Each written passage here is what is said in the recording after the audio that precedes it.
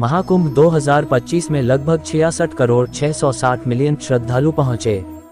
ये संख्या अमेरिका की कुल जनसंख्या से भी अधिक है।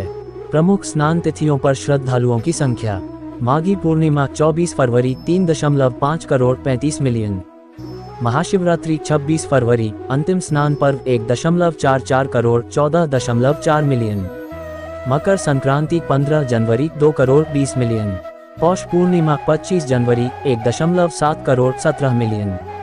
महाकुंभ 2025 की खास बातें: उत्तर प्रदेश की अर्थव्यवस्था को 3 लाख रुपए करोड़ 3 ट्रिलियन का योगदान, 50,000 पुलिसकर्मी, 14,000 होमगार्ड्स और 2,750 AI आधारित CCTV कैमरे। महाकुंभ के दौरान प्रयागराज में 150 जोड़ देशों से विदेशी श्रद्धालु आए। महाकुंभ मेला, जो हर 12 वर्षों में आयोजित होता है, अपनी विशालता और आध्यात्मिकता के लिए प्रसिद्ध है। इस आयोजन के दौरान कई रहस्यमयी घटनाएं घटित होती हैं, जो श्रद्धालुओं और शोधकर्ताओं के बीच चर्चा का विषय बनती हैं। अघोरियों की रहस्यमयी साधना: महाकुंभ में अघोरी साधुओं की उपस्थिति विशेष आकर्षण का केंद्र होती है। सेक्टर 19 में स्थित अखिल भारतीय अघोर अखाड़ा में अघोरी साधक गुरु आदित्यनाथ अघोरी के सानिध्य में कठिन साधना करते हैं। यहाँ आधी रात को प्रोटेक्शन हवन किया जाता है, जिसमें बाहरी व्यक्तियों का प्रवेश निषेध होता है। अघोरी साधना पद्धति में शमशान, जंगल और निर्जन स्थानों पर रात को कठिन साधना शामिल होती है, जो भौतिक जीवन से अलग होती है। नागा साधुओं का गुप्त जीवन: महाकुंभ में नागा साधुओं की उपस्थिति भी रहस्य से भरी होती है। 3 अमृत स्नान के बाद नागा साधु काशी में शिवरात्रि और होली मनाने के लिए प्रस्थान करते हैं। वहां महादेव का अभिषेक और होली खेलने के बाद वे हरिद्वार की ओर प्रस्थान करते हैं।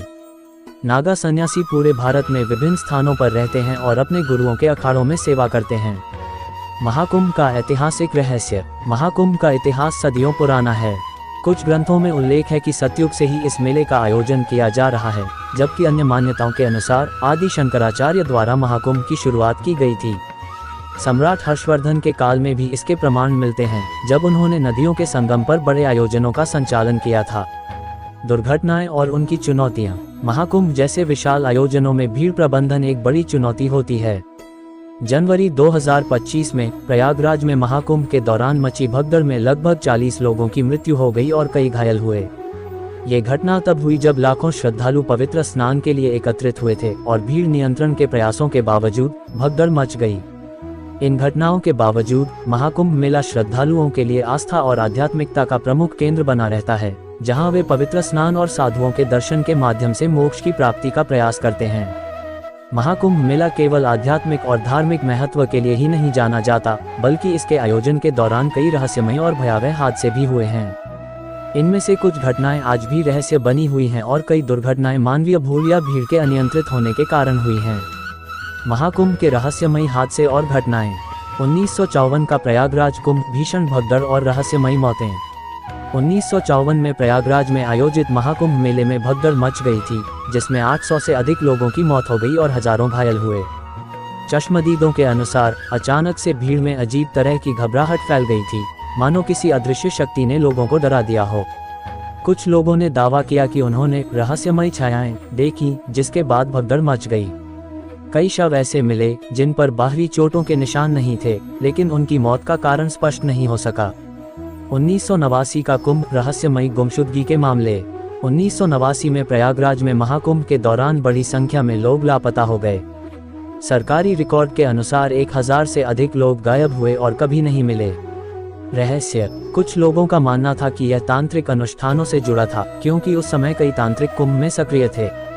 कुछ ने दावा किया कि इन लोगों को किसी गुप्त संप्रदाय द्वारा बलि के लिए उठा लिया गया था। पुलिस को कभी कोई ठोस सबूत नहीं मिला और यह मामला रहस्य ही बना रहा। 2013 का महाकुंभ, प्लेटफॉर्म नंबर 6 पर अज्ञात आत्माओं का साया। 2013 में प्रयागराज में आयोजित महाकुंभ के दौरान इलाहाबाद रेलवे स्टेशन के प्लेटफॉर्म नंबर 6 पर रहस्यमयी घटनाएं होने लगीं। रहस्य: इस प्लेटफॉर्म पर अचानक भगदड़ मची और 36 से अधिक लोगों की मौत हो गई। कई प्रत्यक्षदर्शियों ने बताया कि भगदड़ के कुछ समय पहले उन्हें अजीब सी फुसफुसाहट और कुछ अदृश्य ताकतों का एहसास हुआ था। कुछ श्रद्धालुओं ने दावा किया कि उन्होंने सफेद साया देखा जो हवा में तैर रहा था। 2019 का कुंभ, नागा बाबाओं के शिविर में रहस्यमयी मौतें। 2019 के प्रयागराज कुंभ मेले के दौरान नागा साधुओं के शिविर में कई साधुओं की रहस्यमयी परिस्थितियों में मौत हो गई। रहस्य: कुछ साधुओं के शव ऐसे मिले जिनके चेहरे पर अजीब सा डर जमी हुई हालत में था। पोस्टमार्टम में कोई स्पष्ट कारण नहीं मिला, लेकिन स्थानीय लोग इसे तांत्रिक क्रियाओं से जोड़कर देखते हैं। कुछ साधु मानते हैं कि यह ऊपरी शक्ति, अज्ञात शक्तियां का प्रभाव था। 1977 का हरिद्वार कुंभ, अदृश्य आवाजें और जल समाधि की घटनाएं। 1977 के हरिद्वार कुंभ मेले में कई साधुओं ने दावा किया कि उन्हें अज्ञात आवाजें बुला रही थीं, जिसके बाद कुछ ने गंगा में जल समाधि ले ली। रहस्य: कई श्रद्धालुओं ने बताया कि गंगा किनारे बैठने पर उन्हें ऐसा लगा कि कोई उन्हें आवाज देकर बुला रहा है। लगभग 25 साधु बिना किसी कारण के गंगा में कूद गए और वापस नहीं आए। कुछ लोगों ने इसे दिव्य बुलावा माना, लेकिन वैज्ञानिक कारण आज भी स्पष्ट नहीं है। महाकुंभ के हादसों के पीछे क्या रहस्य हो सकते हैं?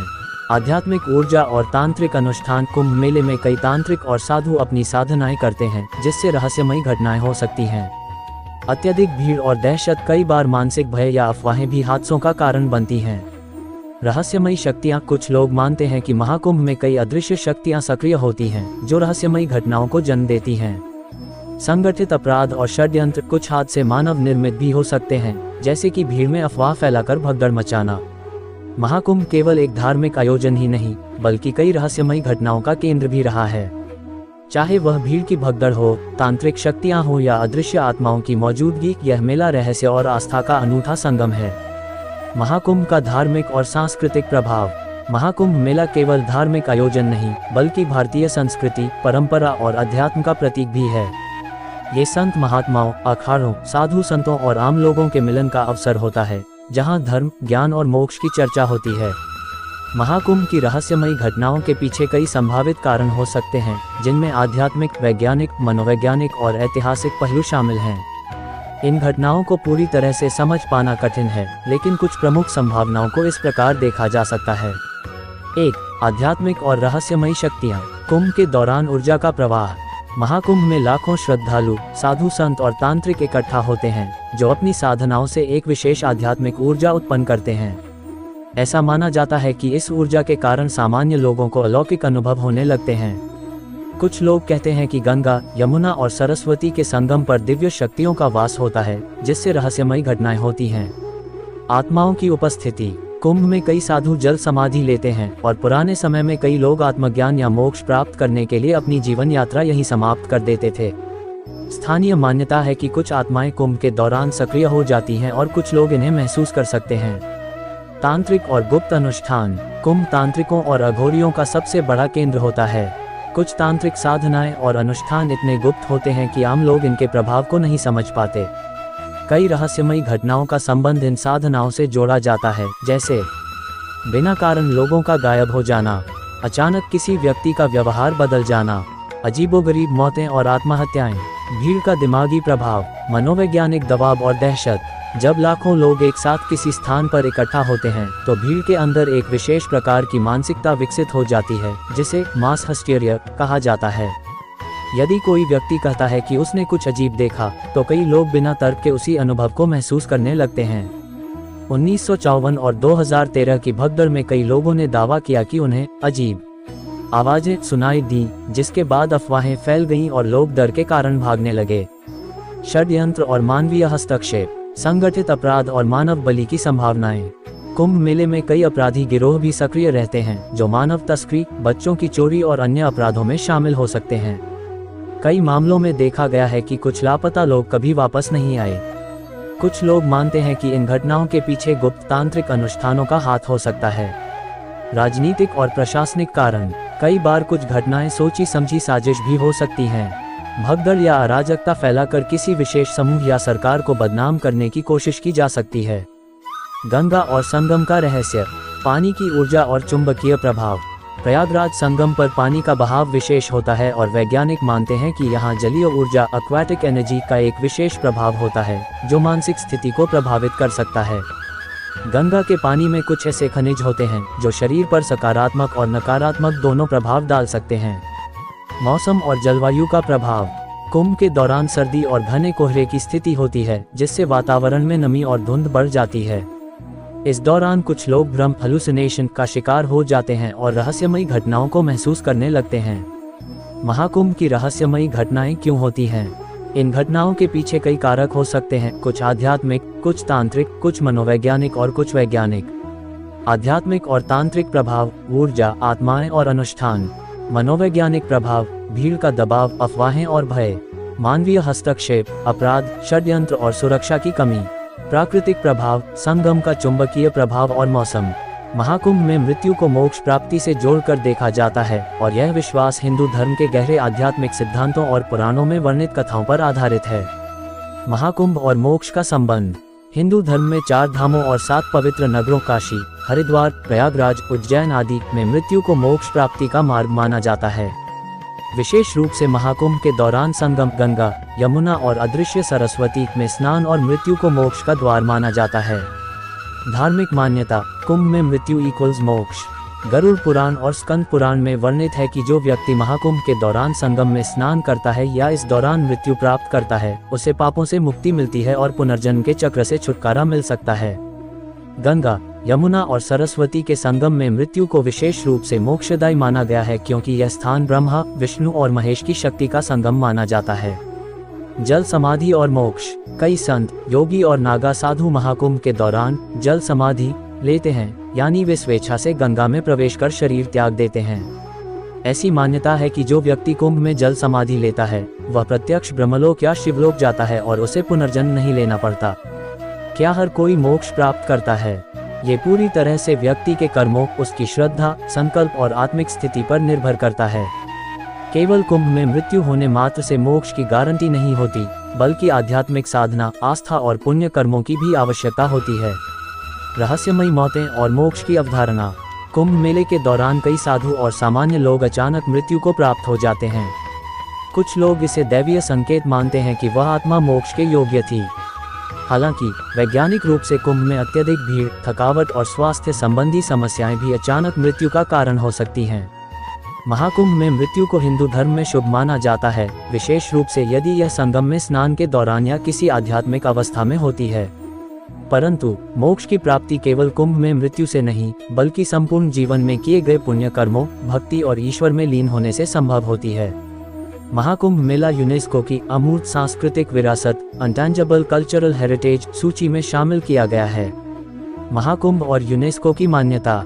2017 में यूनेस्को ने कुंभ मेले को अमूर्त सांस्कृतिक धरोहर के रूप में मान्यता दी। यह मान्यता इसलिए दी गई क्योंकि कुंभ मेला विश्व का सबसे बड़ा शांतिपूर्ण आध्यात्मिक और सांस्कृतिक समागम है, जिसमें करोड़ों लोग एक साथ एकत्र होते हैं। यूनेस्को द्वारा कुंभ मेले की विशेषताएं। कुंभ मेला धार्मिक सहिष्णुता, आध्यात्मिकता, ज्ञान और पारंपरिक प्रथाओं का अनूठा संगम है। यह आयोजन न केवल भारत बल्कि पूरी दुनिया से तीर्थयात्रियों, पर्यटकों और शोधकर्ताओं को आकर्षित करता है। ये विश्व की सबसे प्राचीन परंपराओं में से एक है, जो बिना किसी औपचारिक निमंत्रण के लाखों करोड़ों लोगों को एक साथ लाती है। कुंभ मेले को यूनेस्को की मान्यता मिलने के फायदे। ये भारत की संस्कृति और परंपरा को वैश्विक स्तर पर पहचान दिलाता है। यूनेस्को की मान्यता मिलने के बाद अंतर्राष्ट्रीय स्तर पर कुंभ के प्रचार प्रसार और संरक्षण के प्रयास तेज हुए। यह मेला भारत के पर्यटन और अर्थव्यवस्था को भी बढ़ावा देता है। यूनेस्को की अमूर्त सांस्कृतिक धरोहर सूची में भारत की अन्य परंपराएं। कुंभ मेले के अलावा भारत की अन्य परंपराएं भी यूनेस्को की इस सूची में शामिल हैं, जैसे योग, वैदिक मंत्रोच्चार, रामलीला, छऊ नृत्य, काली घाट की चित्रकला। महाकुंभ केवल धार्मिक आयोजन ही नहीं, बल्कि भारत की सांस्कृतिक विरासत और आध्यात्मिकता का प्रतीक है। महाकुंभ 2025 के आयोजन से उत्तर प्रदेश सरकार को महत्वपूर्ण राजस्व प्राप्त होने की उम्मीद है। मुख्यमंत्री योगी आदित्यनाथ और राज्य के अधिकारियों का अनुमान है कि इस आयोजन से सरकारी राजस्व में लगभग 25,000 करोड़ रुपए का योगदान हो सकता है। ये राजस्व विभिन्न स्रोतों से आएगा, जैसे कर संग्रह, आवास और आतिथ्य सेवाओं से होने वाली आय, परिवहन, पर्यटन और अन्य संबंधित गतिविधियां। इसके अलावा महाकुंभ 2025 से उत्तर प्रदेश की अर्थव्यवस्था को कुल मिलाकर 2 लाख रुपए करोड़ 2 ट्रिलियन रुपए तक का आर्थिक लाभ होने की संभावना है। यह आयोजन स्थानीय व्यवसायों, कारीगरों, होटल व्यवसायियों, रेस्तरां संचालकों और खाद्य विक्रेताओं के लिए भी लाभदायक सिद्ध होगा, जिससे राज्य की समग्र आर्थिक स्थिति में सुधार होगा। सरकार ने महाकुंभ 2025 के आयोजन पर अनुमानित 7,500 करोड़ रुपए खर्च किए हैं, जिसमें केंद्र सरकार द्वारा विशेष अनुदान के रूप में 2,100 करोड़ रुपए शामिल हैं। इस निवेश के मुकाबले अपेक्षित राजस्व और आर्थिक लाभ राज्य के लिए अत्यंत लाभकारी सिद्ध होंगे।